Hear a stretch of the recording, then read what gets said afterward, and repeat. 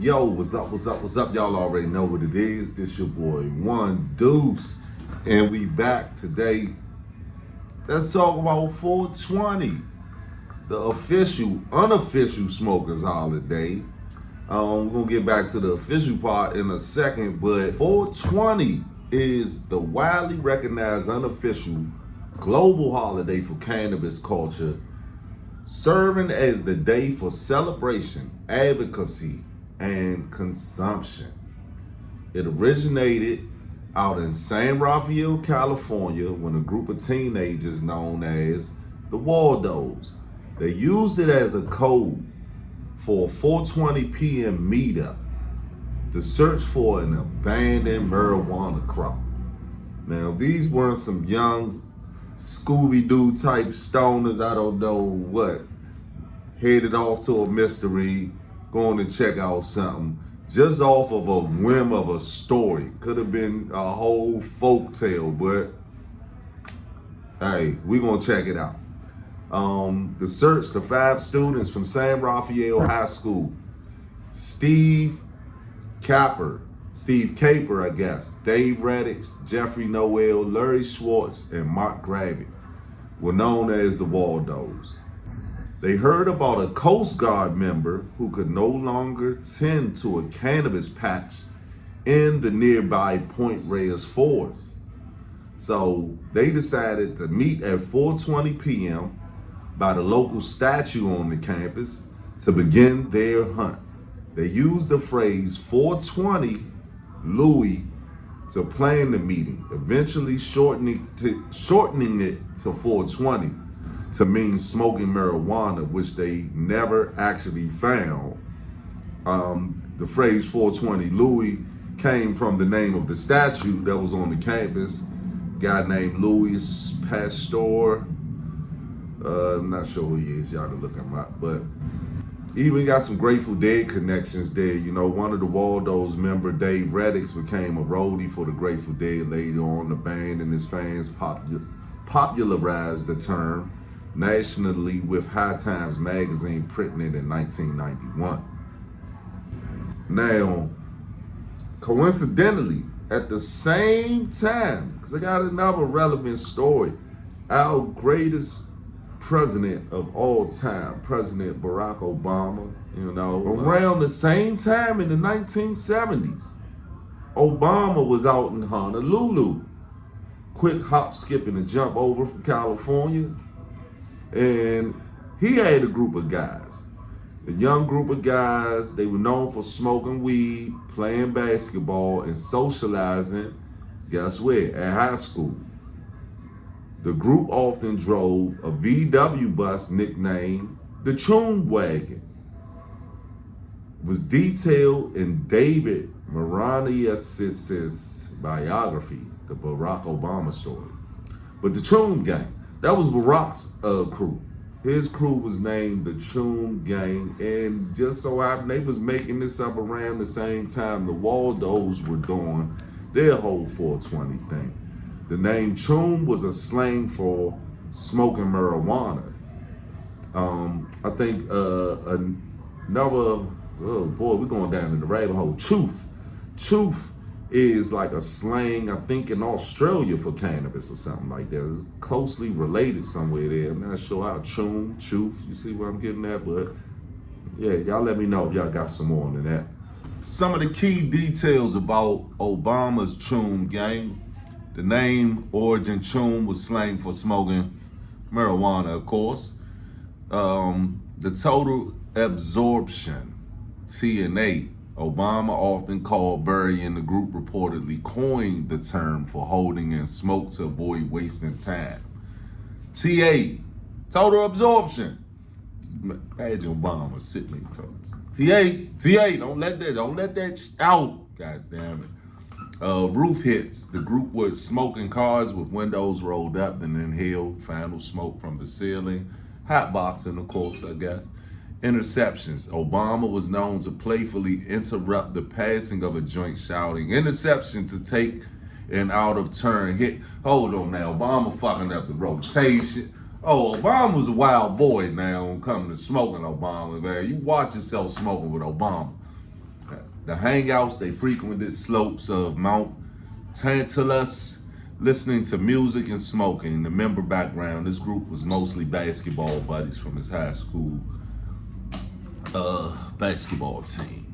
But yeah, man, I mean, that was a good crossover. I don't know, man. I know a lot of us heard about the story of 420 with the Waldos. I don't know how many people know about Obama and the Choom gang. All right, 420 in a more broader scheme of things, it's 420 friendly. The phrase just indicates, man, what it is. Or place is accepting or welcoming of cannabis. 420 is a global holiday. April 20th has evolved from the local high school code into the worldwide cannabis consumption and legalization rallying day.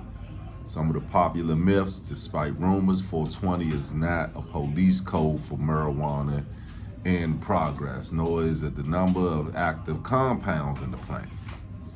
Okay, 420 for me, when I was in high school, I don't remember us celebrating actually 420. We was smoking weed, we was being young, outgoing, just weed smoking guys, looking for weed all through DC. We knew where all the weed was at, so that was a good thing.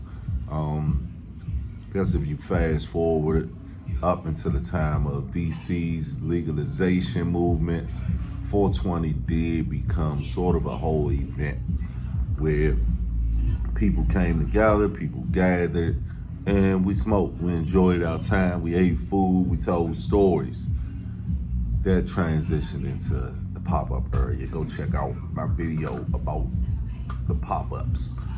And I got some more of those videos coming also. But yeah, 420 here took a whole different change. Like I said, had the parties, we had the events going on. But the ultimate thing was that made 420 great here in DC was the National Cannabis Festival. Hands down, best festival in DC, best festival on the East Coast. The National Cannabis Festival. Brief story on that. Okay, National Cannabis Festival started, I think the first one was in 2026. Founder Curren Phillips. Now, I can tell you, timing is everything. Around that time, everything's just starting, 2016. There's a couple of head shops in the city. Only maybe 2 or 3, and everyone sort of frequented those shops to try to either purchase some weed or figure out what was going on about weed, or went there for your grow equipment. It was like sort of just a whole open thing. You didn't have to sneak in these shops and look over your back and all these different things now. It was sort of you walk in and really feel like, hey, I'm supposed to be here. Okay, there was a head shop, Allen Dyes, down in the Northeast Corridor, 8th Street, Washington, D.C. I liked it to go in there and just look at the grow equipment, sort of educate myself, ask some questions, look at some of the new things that I didn't get to see, or I only got to see in magazines and stuff. Go down to Allen Dyes, I'm sitting in there, like I said, just hanging. And I'm ear hustling a lady at the counter speaking about this event she's trying to throw. I'm like, events, we've been throwing events, I've been going to events, let me hear maybe a good one. So I was telling a guy about a festival she wants to throw. And it's gonna be the big DC festival. The city has gave her an area to throw it, and it's gonna be 420 friendly, 420 celebration. I'm like, where? The guy at the counter, I don't know if he realized how important it was of something like that, or maybe he was just heard so much about everybody's promises about what they were going to do about weed that he didn't really want to hear it. But I could see where the guy was sort of like, okay, just leave your flyer there and go on. Me, I saw it and I was like, oh, went over to her, introduced myself, asked her name, and tell me, Caroline Phillips, I'm going to throw this big event. I told her I have a podcast. I would love for her to come on my podcast and talk about this event, and we could get the word out to the people, because it was still in the early stages of, she was still taking donations and really didn't have everything situated yet to have it. So she was still doing that final push to try to have the festival. And me having that platform of the podcast at the time, wasn't a big podcast, but I had a podcast that I was doing, and invited Caroline on. She sent a representative up from the National Cannabis Festival. She sent a rep up from the National Cannabis Festival to come sit on top of to come sit and talk on the podcast with us. Pretty good start to a relationship.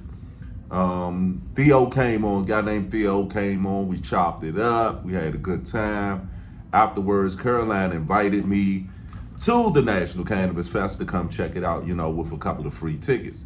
So I did go and went, checked it out. It was a great time. First ever big festival type of event. If anyone has been to any type of large cannabis festivals, and mainly the real big recreational states like Massachusetts, Colorado, California, of course, they had these crazy festivals, crazy parties. Let me throw New York in there a little bit, because New York they just do whatever the hell they want, whenever they want. But for the most part, like if anyone's went to a Cali festival, it's just over the top. You have music, you have weed everywhere, you're gonna have everything. Everything's just a whole fucking freak show of fucking degenerates smoking weed. My type of crowd. Yeah, man, the early festival days, man. Of course, we did have, a lot of newly introduced people that were coming onto the cannabis scene. So the vending thing took its own sort of time to get there over the years, but always National Cannabis Festival has the dopest musical lineup every year in DC, hands down. I don't even want to argue about it. From there, like I said, we had the pandemic hit. I think the pandemic was really something that really shook me up. I know, because I was used to 420 and the National Cannabis Festival. But like I said, this is about 420. And what did we do here at Cookies DC for 420? Well, we had a big party. We had some local artists come through. We had a videographer. Shout out to my man Tizzy. He came through. We had King Conjure. He's an Afro beats artist. Black Bottle Boys, Belvedere. We had DJ Joe Cat Daddy, real famous DJ around here in the area.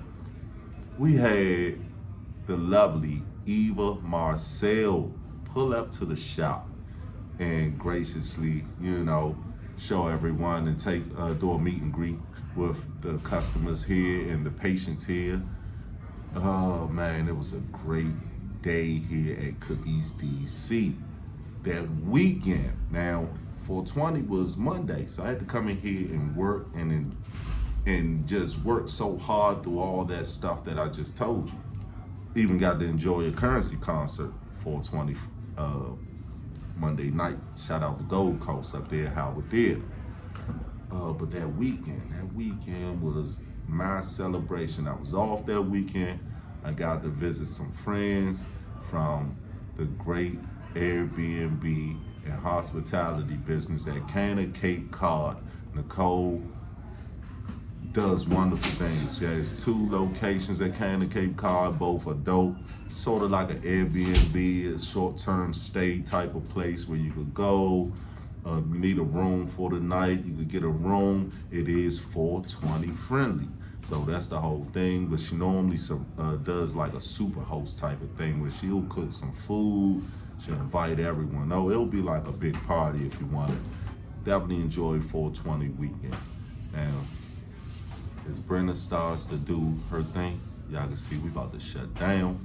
So y'all let me know down in the comment section, what was your 420 like? Y'all already know what it is. This your boy One Deuce Blunt Facts. Cookies DC. Let's get it.